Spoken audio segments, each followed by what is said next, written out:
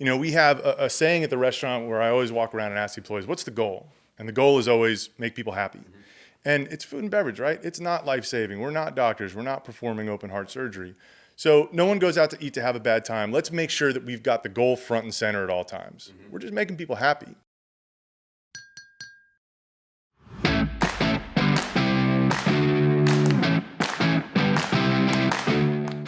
Welcome back to Brew Talks. I'm Steve Stroud, President and CEO of Roswell, Inc. We're your Roswell Economic Development Organization for the city of Roswell. I'm Andy Williams, President and CEO of Visit Roswell. We're the city of Roswell's official destination marketing organization charged with promoting all things tourism. And two guests that absolutely need zero introduction. For all of our visitors who tune in from out of state, we're going to go ahead and make that introduction. We have Chef Woody back from Table & Main, and our owner and operator of Table & Main, also overseeing RO Hospitality, Ryan Pernice. Gentlemen, welcome. Thank you for coming by. Yeah, thank you. So happy to be here. Very excited. We're going to jump right in like we do with all of our guests. Steve's going to ask some questions, and we'll go through a number of different things. But we like to take it kind of back to your roots and really kind of learn your background, let the community and our listeners know kind of like how you guys got started in the F&B industry, and then we'll get into really kind of what Table & Main came out of and how it came to be. So we'll start with you, Ryan. Give us your background on why the food and beverage scene. Yeah, sure. My background's here. So I moved here right before the Olympics. Went to elementary, middle school, high school here. Go Hornets. So graduated from Roswell High School in 2000-something. I think. Something. Yeah, it was way back there. So started working in a restaurant called the Roasted Garlic, which you guys may remember. It's over by the old Milton High School. Yes. I was working there all through high school. Started as a line cook when I was 14, which was very illegal, but my parents were into it. They were thrilled. You cook? I did. That's right. Wow. I did. Oh, I did. It's a little scary. Yeah, I have. But now I got you, so. All right. So worked in restaurants all through high school. At some point, my dad said, there's a whole school for this. So I went to Cornell's hotel school and graduated in 2007. Lived in New York City for a little while. Worked there with a group called Danny Meyer's Union Square Hospitality Group. Opened up a restaurant called Myalino. And then in 2011, moved back here and opened Table & Main. And here we are. Perfect. Wow. Yeah. Woody, let's see. I was going to, as every college student does, or they need money somehow, and there was somebody in my dorm room that had more money than anybody at that point, and he was waiting tables at a Pizzeria Uno's. So I asked him to get me a job at a Pizzeria Uno's up there in Syracuse, New York, and I started waiting tables there, and then saw the guys in the kitchen, and I asked if they had any prep shifts in the morning. Started doing prep in the morning, the waiting tables at night, and I kind of liked it, and the girlfriend I had at the time, I wanted to go to culinary school, and the girlfriend at the time, she did not want to stay up there in the snow of Syracuse, so we found a culinary school in Virginia Beach, and I went down to Johnson & Wales down in Virginia Beach, worked at a couple of restaurants down there, and one of the last restaurants I worked at down there was a place called Coastal Grill, who the owner was real good friends. I don't know if you know a guy named Tom Colicchio who does Top Chef, but he was a big fisherman, showed up at the restaurant quite a bit. One of our owners was a commercial fisherman, so I got to talking to Tom a few times, and he was like, we're opening a Kraft down in Atlanta, and he knew my parents lived down here. He said, would you like to be closer to your family? And I said, I would. So I came down here to kind of help open Kraft, and then the hotel kind of sold, went bankrupt. Kraft didn't want to be there anymore, so I ended up meeting a guy named Linton Hopkins. Went and worked for Linton for a while over at Restaurant Eugene. And then this young man up here in Roswell, as I was living up here, he puts out an ad for a chef over at Table & Main, and I went and met this kid in an alley, and he gave me a job at Table & Main. How cool. So here it is. 11 or 12 years later, we kind of grew up together at Table & Main. So we still can't find the kid, though. He's missing. Yeah, Woody's here, the kid left. Amazing. Well, let's jump into Table & Main specifically, too, because you mentioned 11 years? 12? 13. 13 for them. 2011. Yeah. August That's 2011. right. Yeah, wow, okay. Yeah. That's They grow up so fast, Andy. They do. Get ready. And there's a lot of turnover in restaurants. We see that. It seems like one closes its door, another opens its door. Yep. And I know you've experienced that, but for the most part, your restaurants have some great stability. And you got Osteria Matone as well. But we'll focus on Table & Main for right now, because I would say, when I travel to trade shows and things like that, and I mentioned the food and beverage scene in Roswell, everybody knows us as a dining destination. It seems like nobody doesn't know Table & Main. That's right. They all mention it. That's the restaurant that everybody seems to gravitate toward. and to mention when I'm in these conversations, which is awesome, and kudos to you all for kind of building a name for yourself that's expanded far beyond Roswell. So I want to talk about really kind of, you're in a historic home that's been converted into a restaurant. Talk about what that process looked like and really kind of what those early years were like for you both. Yeah, definitely. I think Table and Main was started with the idea of becoming a neighborhood clubhouse, right? So it was very much of, by, and for the people of Roswell. I'm from here. I always joke that in the first 2 years, I could fill it with people who knew and liked me. And then after that, we just needed to be a good restaurant. So when Table and Main first opened, it was meant to be a place where you'd see your neighbors as we walked you to your table. You guys have been there. You walk through the doors, we're taking you through the back, you say, oh, there's my neighbor, there's my tennis partner, all those things. The idea was, at the time, 2011, there wasn't a whole lot of great dining outside of Atlanta. And I think as the culinary scene writ large in this state has come online, it's really been a story of excellent experiences pushing outside of the city, great dining in unexpected places. So in 2011, the whole hypothesis of the restaurant was, well, let's put what I called an urban quality experience right here in Roswell. So all those folks who were driving to downtown Atlanta, driving to Buckhead to get a great meal could stay in their backyard, maybe have that second glass of wine so you don't have to drive home and worry about it. So that was 2011. Fast forward to today, 13 years later, I think we've done a great job of making a place where people feel comfortable. The best compliment I got from a guest the other day was, let me get this right, he said, sometimes we don't feel like going out, so we just come here. Oh, that's and I thought that was an awesome compliment. Really. Truly. Yeah. Well, and you all have become more than a place of special occasions. Now, for our family, it's a special occasion, right? This man right here married us, Amy and I. He did too, huh? Yeah, he did. He did his own chef and his wife. Right? and our first date was at Table and Main. Really? So, obviously a very special place. We hold it very special. But you've got such a great reputation of that repeat business. I think you actually have all backed into that clubhouse, right? Where people are, because I run into people all the time. Where are you going tonight? Oh, we're going to Table and Main. We're going to Table and Main, which is exactly what you want. But you're consistent. It's we know what the fried chicken's going to be. We know what the steak's going to be. Whatever the item is that the special of the night, like we talk about prime rib. So it's very consistent, and that's important. That's important with what you're trying to do. But where did the recipes, like, you don't have to break the secret recipe for KFC, but are these family recipes? Or these? Yeah, I have no idea. So I'm going to take that one. I always say recipes. I cook what I like. We had Holly Shute in last night. She's the chef of Georgia Grown. She came in with for her birthday with a few people, and one of the people there was the president of Slow Foods USA, and she said, "Do you have a Southwestern background or a Latino background or anything like that?" I said, "No, I just cook what I like, and 9 times out of 10 you can find me 3 days a week over at Mr. Taco eating here in town." Yay. No joke. I love that place. You cook what you like, so I like using those ingredients. But at the same time, I did grow up eating a lot of that food. I'm from Kentucky. My mom made a lot of that type of food, fried chicken and mashed potatoes and stuff like that. Sure. So and I say a lot of the stuff that we do there is simple food. It's on our tagline, Simple Seasonal Southern.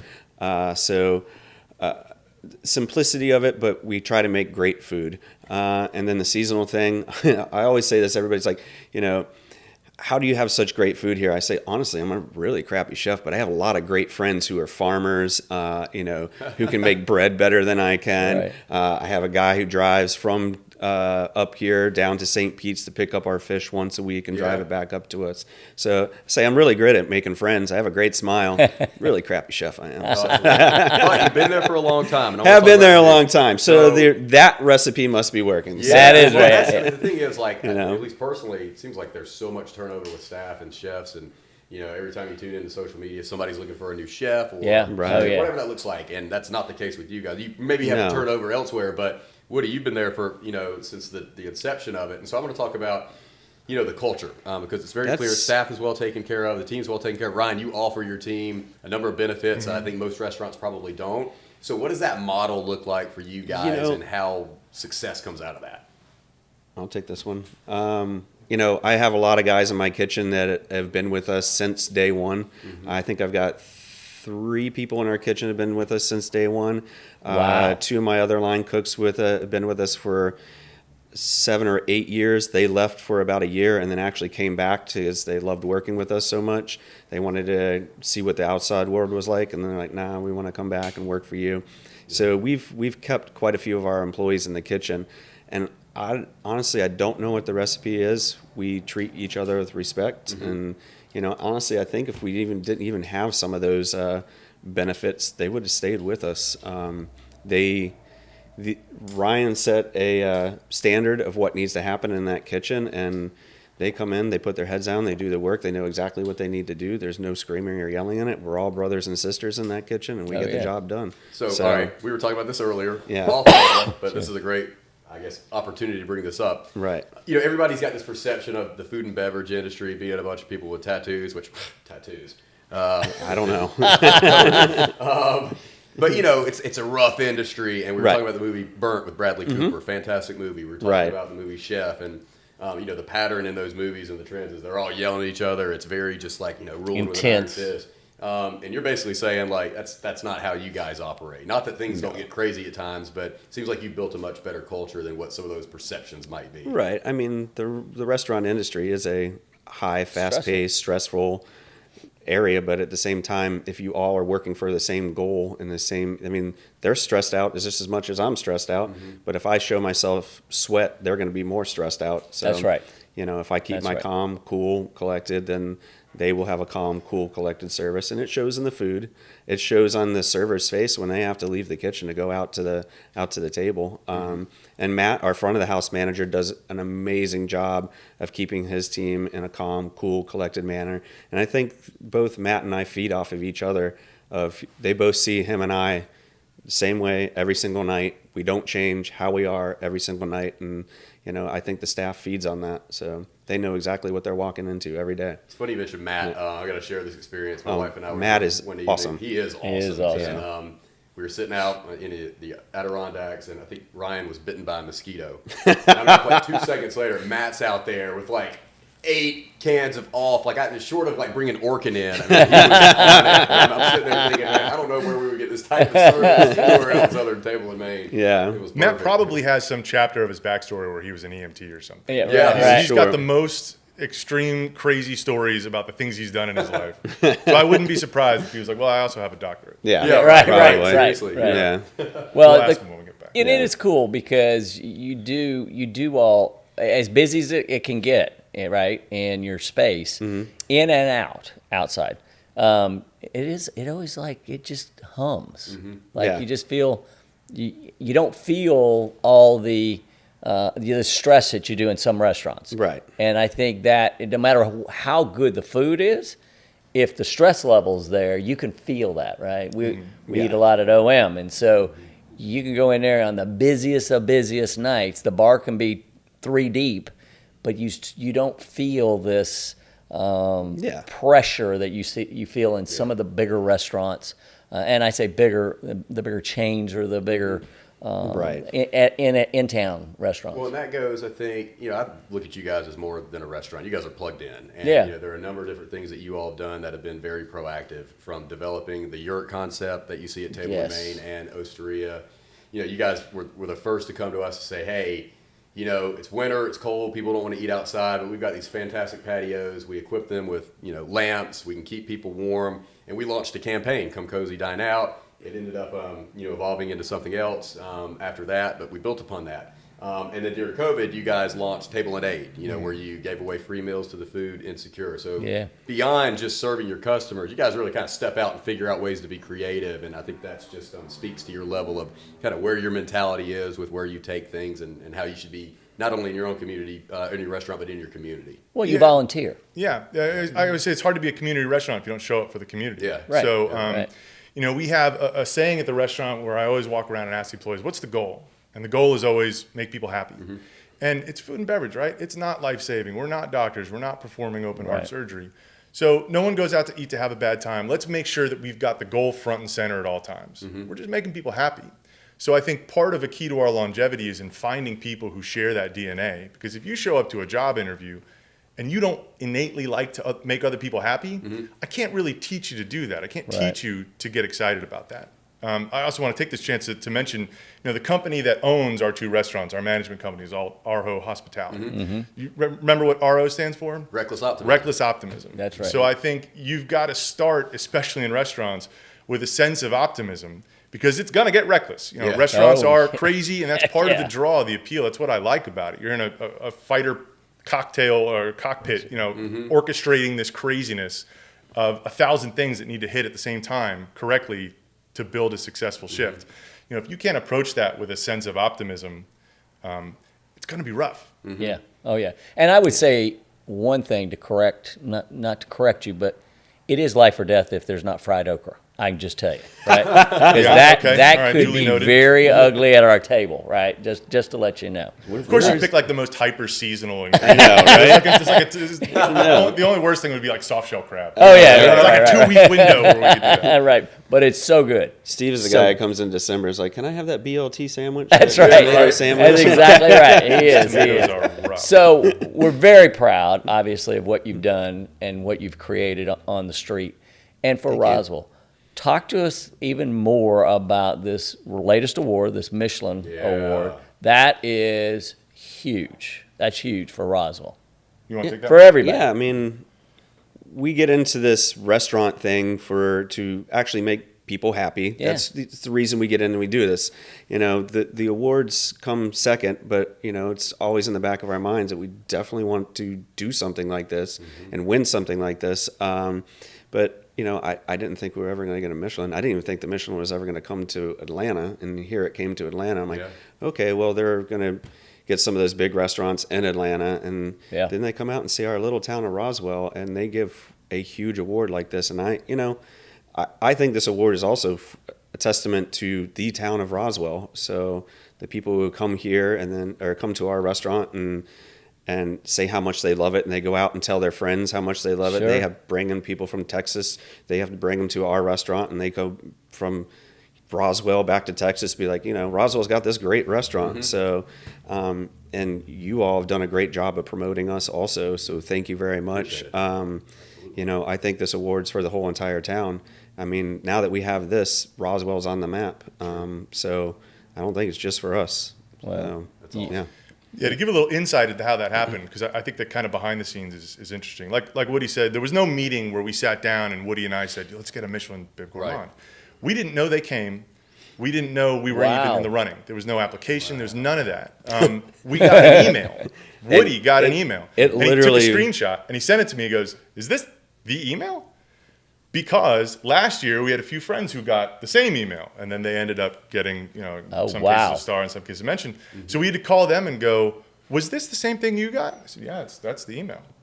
So now we know, okay, we're getting something. They invited Woody to the ceremony 2 months after you got the email and whatnot. Yeah. I mean, it looked like spam mail that they sent to us. And in fact, your friend actually said, yeah, that's why we didn't show up in 2022. Yeah, because we thought it was spam. We thought it was spam. We didn't show up. What's funny, I remember the day you called me, you said, we got this email, something's going to happen. We don't know what it is, but something's going to Yeah, happen. and we were psyched. You're in that place then of like, you guys have gotten awards. You're kind of like, I want to be excited about it. I want to tell the team, but I don't want to build them up. I don't know if we're going to, get there. And they're just like, hey, honorable mention. We really like you guys. So Woody got to go. He took his wife, Amanda, and they're going through the presentation. I'm back at Table Main with a patio full of our longtime staff and some other of our guests who wanted to show up. And they announce the new Michelin-recognized restaurants. We're not on there. So I'm thinking, okay, all right, now that's cool, no big deal. That's all right. They're going through a couple of the other, superlatives and things, and then they announced the bib. Now, a bib gourmand is not quite a star, right? You got Michelin 3-star. There are none of those in Atlanta. Michelin 2-star, none of those in Atlanta. We have 9 1-star restaurants, including I think 2 or 3 that got added this last time around. Yeah. Oh, wow. There are 12 bib gourmands, and there are, I think, 43 Michelin-recognized restaurants. So Woody and I had sort of talked, just the two of us. I didn't want to get the team's hopes up about a bib, but we both said, that'd be really cool. That'd be very neat. Michelin recognition would be awesome. A bib would be really special. So they announced here the new 4 new bib gourmands, and it was Suprika, it was Masterpiece, Whoopsie Kitchen, and it was us. Yeah. The thing about the bib is it's also tied to excellent cuisine at a good value. Right. So the value component is what sets the bib apart. Yep. So the and fried we were chicken thrilled. price is not going up. Good. Yeah. Yeah. Everything else. You kind of can't go. Up. No, again. So we got this fun award, the Michelin Man. It obviously is the tire company. Sure, Everyone asks. yeah, It's the same, oh, yeah. it's the same as the tire company. They started the award, the guide to encourage travel in, Yeah, in yeah. France back in the day. Right. The Michelin Man's name is Bibendum, which I learned. And there we go. Now we've got this fun thing to put on the mantle. Well, it's awesome. It gives us, something to promote. Obviously, anything Oh, we yeah. have like this that we can go out and cheerlead for our local businesses is just going to strengthen our product. It's even better. So, Yeah, well, to that note, I actually have a gift for you guys. What? Okay. What? You put it way behind. Not sure where it is. Behind me? Okay. Way behind. I don't think we've ever been gifted. So, yeah, we have a little something for you if you want to open that. All Andy, right? go ahead. Do get it. let's see what we got here. Is Do that a it. Super Nintendo game? Yeah, it is. Super Nintendo. That's awesome. We're That's showing awesome. your age there. All right, yeah. Oh, this is cool. Hey, look at this. All right, so Oh, look at there's that. a little plaque you can hang up wherever you want to put it. So Yeah, that's we'll do actually that. original table and main wood from the original home that was built in 1910. No Oh, kidding. We That's used that cool. wood to build the mantle, the bar, tables in the restaurant, a lot of different things. We had to buy new tables because restaurant stuff gets beat up. Yeah. But I didn't want to throw away the wood, so I looked to repurpose a lot of it. This was made by a friend named Michael, who also lives in Roswell with his company In the Woods. Mm-hmm. And I took him the table tops, and I basically said, what cool can we do with this? So we made some cutting boards with him, and with some of the offcuts, I said, you know what? I still want to keep all the wood we can. Let's put the Michelin logo, let's put table and main, and that'll give people a little That's super point cool. to remember Yeah, this we year. We will. can find a spot in here. That'll go up for sure, Look at 100%. this. Yeah. That's awesome. Thank y'all. Yeah, you're welcome. absolutely. Yeah. Great Yeah, gift. We'll use this for sure. So, Restaurant Weeks is coming up in January. Mm-hmm. You all have been supporters of that for our both organizations since the get-go, so we yeah. appreciate that. Yeah, absolutely. That is one of the drivers. We've got 51 restaurants participating this Wow, year awesome. from all ends and all spectrums. That's gotta be And a record, right? It is a Most- record. It is a record. We're the largest restaurant weeks in the state of Georgia. Steve, didn't we start with 8? We started with 8. Yeah. 8. Wow. 8 We were restaurants. just kids back then. So yeah, we were. Yeah, I was definitely younger. So we appreciate that. I want to personally thank you and Amanda for your work on the farmers market. Oh, absolutely. That Yes. people don't know that, but Yeah. you all put in countless hours Yes. above and beyond family and work to make sure that farmers market hummed. And I so, didn't put it above work. Believe me, we get. I'm gonna say it. What Steve is talking about is that always we Yeah. want to pride ourselves on being local, being fresh, being Yes. farm to table. Yeah, Even though we don't use that term, but yes, our executive chef was the president of the Roswell Farmers and Artisans Market Yes. for like a decade. Yeah, at least. For at least a decade. Amanda and I actually stepped back this past year Yeah. and gave it to another restaurateur, Christina DeVickers. Yes. Over there at Fellas, Fellas. Sure. yeah. So she's going to be taking the helm starting next year.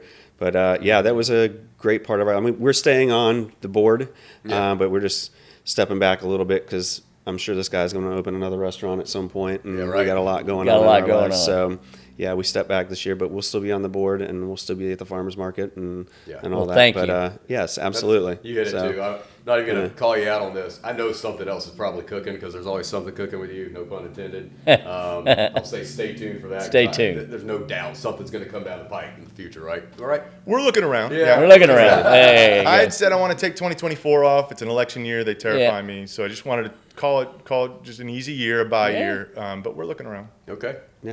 Well, thank you guys for coming on today. Thank you for having us. Really, really important Yeah. part of the fabric of this community. And, you've heard me say it. Zach Brown always says, all good things happen around a kitchen table. You guys are our kitchen table, and we appreciate that. So Well, thank you. Thank you for Thank you very much. all you do. And as we always say, it's a great day to do business in Roswell. Cheers. Cheers. Cheers. Thank you. Cheers. Thanks, guys.